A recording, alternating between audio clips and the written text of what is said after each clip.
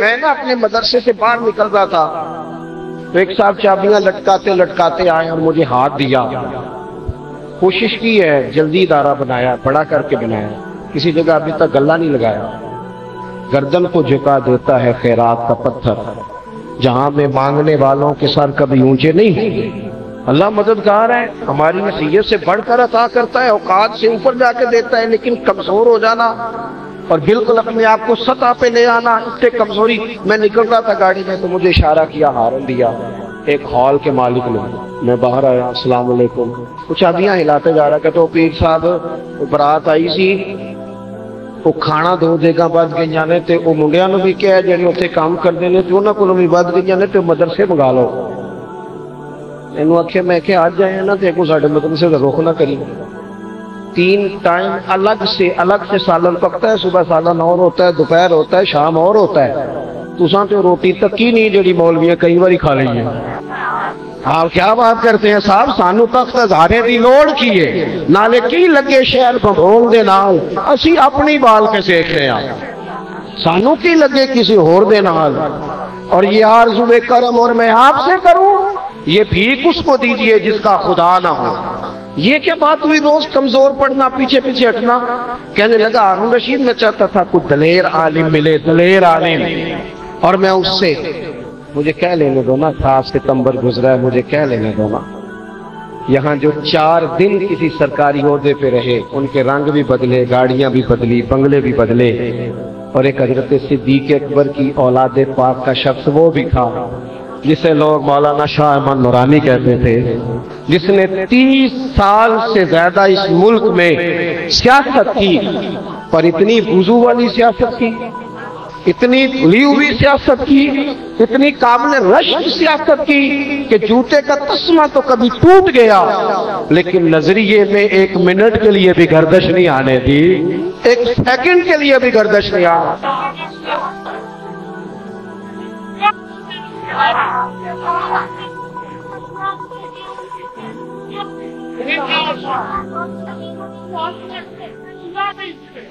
کسی نے کہا مولانا بڑے حالات عجیب و غریب ہوتے ہیں، اور کراچی تو شہر ہی بڑا نازک ہے، یہاں تو حالات ویسے ہی تھوڑے کمزور ہوتے ہیں، تو اتنی مضبوطی.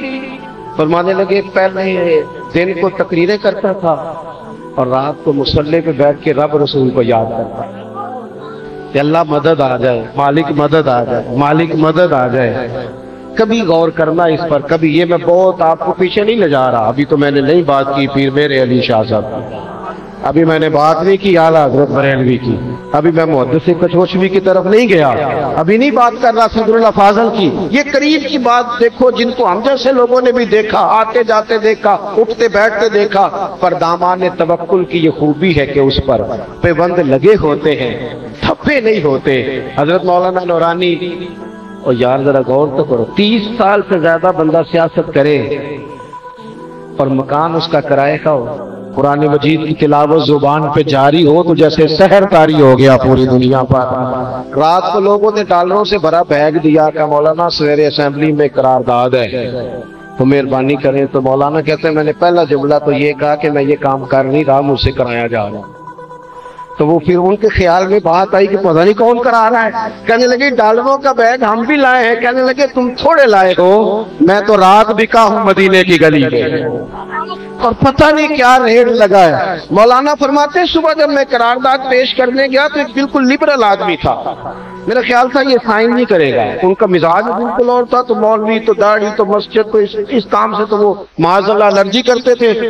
لیکن شیخ کہتے ہیں میں نے قرارداد کا مسودہ جب اس شخص کے سامنے رکھا نا، میرا خیال تھا تو یہ سائن نہیں کرے گا. وہ بندہ اینک منگایا کرتا تھا، پھر سائن کیا کرتا تھا. جب میں نے کہا نا یہاں سائن کر دو تو کہتے ہیں اس نے کہا کیا ہے مولانا، یہ وہ لوگ تھے اسمبلی میں جو کہہ رہے تھے یہ کافر اور مسلمان مسجدوں میں کر لیا کرو کسی کو، یہ پارلیمنٹ میں کہاں لے آئے یہ ویسے.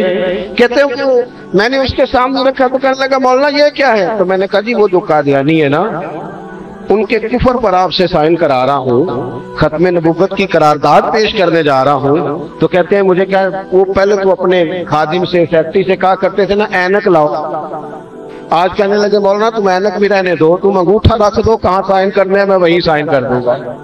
مولانا کہتے ہیں تائید ربی تھوڑی سی نا انسان میں، وہ ایک منٹ کے لیے، صرف انسان نے ایک منٹ کے لیے بات کرنی ہوتی ہے، لیکن قرآن مجید نے ترتیب یہ بیان کی ہے کہ پہلے بندہ ڈٹتا ہے پھر اللہ مدد کرتا ہے۔ ان الذین قالوا ربنا اللہ ثم استقاموا تتنزل علیہم الملائکہ، اللہ کا نام لے کے تم ڈٹ جاؤ، اللہ تمہاری مدد کے لیے فرشتے نازل کر دیں گے۔ لیکن اگر کسی کو ڈٹنا ہی نہ آئے، کھڑا ہی نہ ہونا آئے، کمزور باتیں کرے، کچی باتیں، تو وہ امام قصائی کے پاس ہارون رشید کا پتر پڑھنے لگا۔ ایک دن امام صاحب وضو کر رہے تھے، تو ہارون رشید کا بیٹا پیر دھلا رہا تھا۔ ہارون رشید گھوڑے پہ گزرا ہوا ہے، لوگوں نے کہا اس کا تو ابا آ گیا ہے، تو بڑی پریشانی ہو جائے گی، والد آ گیا۔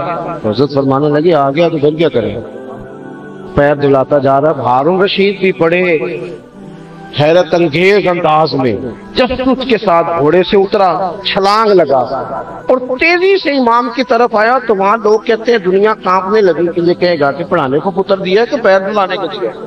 کہتے ہیں وہ بڑے زور شور سے آیا، لیکن جب قریب آیا نا، اس نے زور سے اپنے بیٹے کو ایک تماچا مارا، کہنے لگا یہ تو کیا حرکت کر رہا ہے کہ تم نے صرف لوٹا پکڑا اور استاد جی اپنے ہاتھوں سے پیر دھو رہے، ایک ہاتھ سے لوٹا پکڑ، دوسرے ہاتھ سے استاد کے پیر دھلا، تو نے فیض نہیں رہنا شیخ کا۔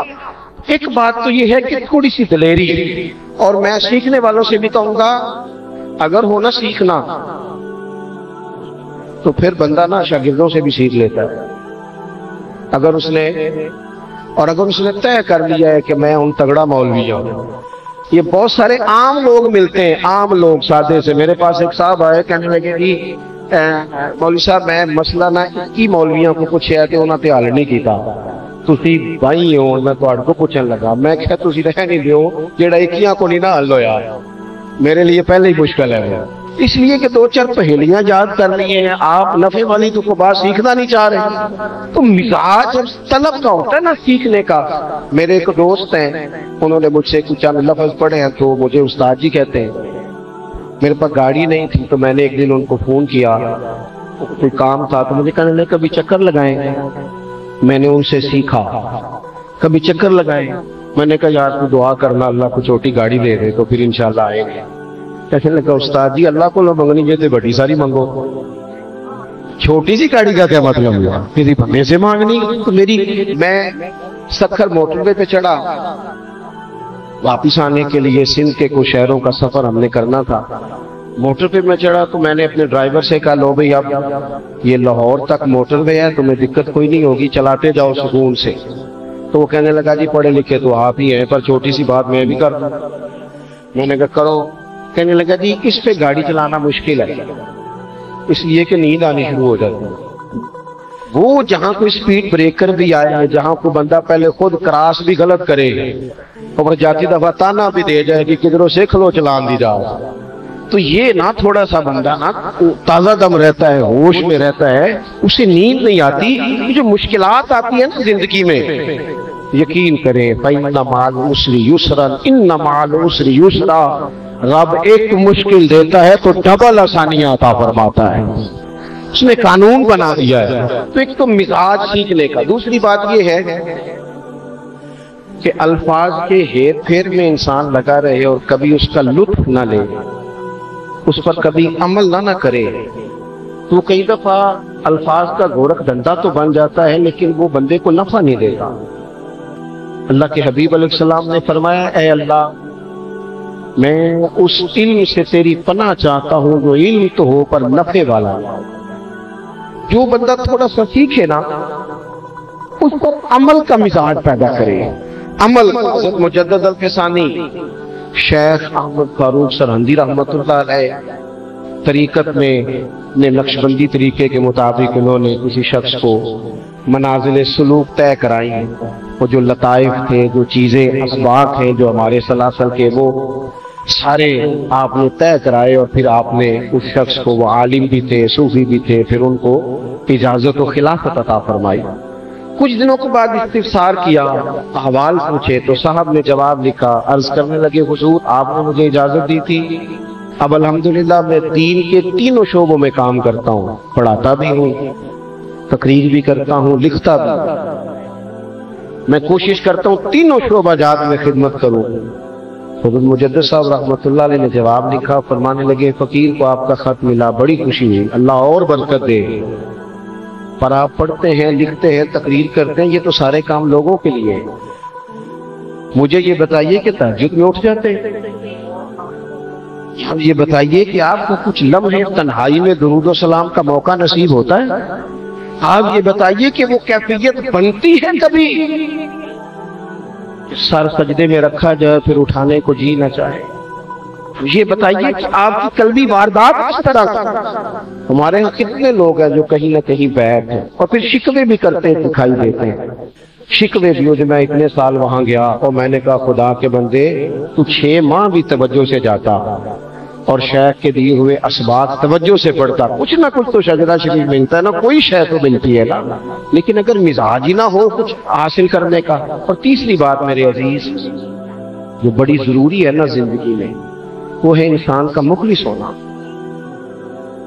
کہ جو ریاکاری ہوتی ہے نا، یہ کر کر کے بندہ تھک جاتا ہے، یہ اذیت ناک مرحلہ۔ بس میں بات سمیٹنے لگا ہوں، آپ توجہ فرمائیے۔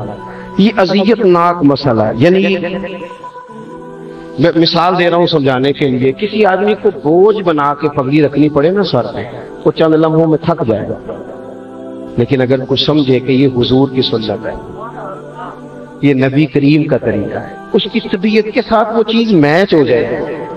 آپ جب کوئی کام بھی بوجھ بنا کے کرتے ہیں تو وہ آپ کو تھکا دیتا ہے، تھکاوٹ آنے لگتا ہے۔ لیکن اگر آپ اپنے کام کو شوق بنا لینا، آپ کا کام شوق بن جائے گا۔ بڑی تھوڑی تنخواہ ہوتی ہے مدرسین کی، آج بھی تھوڑی ہے، ضروریات کے لحاظ سے آج بھی تھوڑی ہے، لیکن میں نے دیکھا ہے کچھ لوگ ایسے ہیں جو 40 سالوں سے 50 سالوں سے پڑھا رہے ہیں، پڑھانا چھوڑتے نہیں۔ حضرت سید صاحب رحمۃ اللہ علیہ جیسے لوگ، سید ابو البرکات شاہ صاحب جیسے لوگ جو 18 گھنٹے پڑھاتے ہیں، شاگرد نے کہا رات کو پڑھنا کا ٹھیک ہے، آج ہم رات بھی پڑھنا۔ یہ بھلا کیوں تھا؟ یہ اگر انسان نے صرف تنخواہ کے لیے کام کرنا ہو تو پھر تو بھائی 1 بجے سے پہلے لوگ سامان سمیٹ لیتے ہیں سارا۔ لیکن کیوں اتنی محنت ہوئی؟ اس لیے کہ وہ جو یہ پڑھاتے تھے وہ ان کا شوق بن گیا۔ یہ مخلص لوگ تھے، مخلص۔ ان کا مزاج، سید محمود رضوی صاحب رحمۃ اللہ علیہ کہتے ہیں رمضان شریف میں نا سید صاحب تراویح پڑھ کے گھر تشریف لے گئے، 1-2 گھنٹے ہی ہوئے تھے آرام کرتے ہوئے، تھوڑی دیر میں سحری ہو جائے گی، تو ایک بندے نے دروازے پہ دستک کی۔ میں نے دروازہ کھولا تو کہنے لگا سید صاحب ہے۔ میں نے کہا یار ابھی آرام کے لیے تشریف لے گئے، بتاؤ۔ وہ حضرت بھی آواز سن کے باہر تشریف لے، کیا بات ہے بھائی؟ کہنے لگا حضور ایک مسئلہ پوچھنا تھا۔ علامہ محمود رضوی صاحب کہتے ہیں میرا خیال تھا کہ اس وقت رات کو بیوی سے کچھ جھگڑا ہوا ہے، خدا نہ خواستہ کوئی طلاق کے لفظ کہہ بیٹھا، اب گھبرا کے مفتیان کرام کے دروازوں پہ دستک دے رہا ہے، لیکن اس نے تو بڑا عجیب مسئلہ پوچھا۔ سوتوں کو جگا کے کہنے لگا جی مسئلہ یہ پوچھنا تھا کہ اگر رمضان میں عشاء کے فرض جماعت سے نہ پڑھے جائیں تو کیا وتر پڑھے جا سکتے ہیں؟ کہتے ہیں اس نے سوال پوچھا تو میری آنکھیں سرخ ہو گئی، یہ کوئی اتنی مشکل بات تھی، سویرے پوچھ لیتا، کون سا قیامت آنے لگی؟ کہتے سید صاحب موجود تھے، بولا کچھ نہیں۔ میں نے کہا جناب حضرت پوچھ لو، تو حضرت فرمانے لگے بھائی اگر اس نے جماعت سے فرض نہیں پڑھے تو بہتر ہے کہ وتر بھی جماعت سے نہ پڑھے، کوئی اور میرے لیے بات کو چاہے؟ اس نے کہا جی نہیں کچھ نہیں۔ حضرت تشریف لے گئے اندر، کہتے میں نے اس کا بازو تھاما اور میں نے کہا یار کیا تجھے کسی نے بتا دیا تھا کہ سویرے تمہیں فوت ہو جانا ہے؟ بزرگ آدمی ہے، سارا دن کام کیا، 20 رکعت تراویح بڑھاپے میں بھی کھڑے ہو کے پڑھی، اور ابھی گئے ہیں آرام کو، تھوڑی دیر کے بعد وقت ہو جائے گا نماز کا۔ عجیب آدمی ہو۔ فوراً سوال اس طرح تو کہنے لگا جی حضور آپ ٹھیک کہہ رہے ہیں، مجھ سے غلطی ہو گئی، لیکن میں نا یہاں سے گزر رہا تھا تو گھر نظر آیا، تو گھر نظر آتے مجھے سوال بھی یاد آ گیا، تو میں نے کہا پوچھ ہی نہ لوں۔ کہتے میں اسے ڈانٹ ہی رہا تھا ابھی کہ حضرت پھر واپس آ گئے اور مجھے آگے کہنے لگے محمود مسئلہ میں نے بتایا، تمہیں کیا تکلیف ہے؟ تمہیں کس نے کہا اس کو ڈانٹنے کو؟ کیا مسئلہ ہے؟ کہتے حضرت نے مجھے اچھی طرح ڈانٹ پیٹ دیا پوری طرح جلال میں۔ حضرت اس شخص سے کہنے لگے معذرت چاہتے ہیں بھائی آپ اپنے گھر جائیں۔ کہتے جب وہ چلا گیا پہلے غصے میں تھے، پھر میں نے ان کی آنکھوں میں عجیب روشنی دیکھی اور میں نے ان کے بوڑھے ہاتھوں کو اٹھ کے اپنی کمر پر آتے دیکھا اور پھر میری کمر پر اور سر پر ہاتھ پھیر کے کہنے لگے محمود خدا کا شکر ادا کرو کوئی دین کی بات پوچھنے آیا، اللہ کا شکر ادا کرو کسی نے آ کے ہم سے دین کی بات پوچھی۔ میں تو چلا گیا تھا سونے کے لیے، ایک اور نیکی میرے حصے میں لکھی کہ میں نے کسی کو دین کی بات بتائی۔ جب آپ پر چیزیں طاری ہو جاتی ہیں، دیکھو ذوق شوق زندگی کا حسن ہوتا ہے۔ جو لوگ تھکی تھکی اکتائی باتیں کرتے ہیں نا، میں مختلف شہروں میں جاتا ہوں تو لوگ بعض اوقات وہاں کے مقامی خطیب صاحب کی، عالم صاحب کی کسی بات کا شکوہ کرتے ہیں، جناب آپ دیکھیں یہاں یہ ہوتا ہے، تو میں ان سے کہتا ہوں کہ میں 2 گھنٹے کے لیے آیا ہوں، میں گیا، یہ یہاں آپ کو جب بھی ضرورت پڑے گی یہی عالم آپ کے پاس آئے گا، لہذا گنجائش پیدا کرے، فروغ محبت میں کچھ تھوڑا کردار ادا کرے۔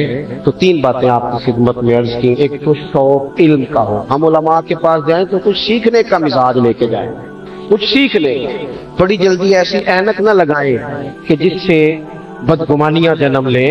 انسان ہے ساری، بڑی ساری کمزوریاں رہ جاتی ہیں، لیکن ہمارا نقص یہ ہے کہ ہم اپنی ساری کمزوریوں سمیت اپنے آپ سے پیار کرتے ہیں اور دوسرے کی ایک نظر آ جائے تو ہمیں گھینا آنی شروع ہو جاتی ہے۔ ایک تو شیخ گمان کے ساتھ جائیں سیکھیں، اور دوسرا جب کسی چیز کو سیکھیں تو اسے صرف سنانے کے لیے نہیں، گفتگو میں لانے کے لیے نہیں، اسے عمل کے لیے۔ اور تیسری بات اخلاص بڑا ہی حسن پیدا کرتا ہے، لوگوں سے رشتے اتنے مضبوط کر دیتا ہے، جیسے جیسے بندہ مخلص ہونے لگتا ہے اسے اللہ کی یہ کائنات بڑی حسین لگنے لگتی ہے، اس کا پیار بڑھنے لگتا ہے، اس کے ذوق شوق میں ترقیاں ہونے لگتی ہیں۔ دعا کرتا ہوں اللہ تعالیٰ صاحب عرس کے درجات کو بلند فرمائے، ہماری حاضری کو قبولیت کا درجہ عطا کرے۔ آخر دعوانا الحمدللہ۔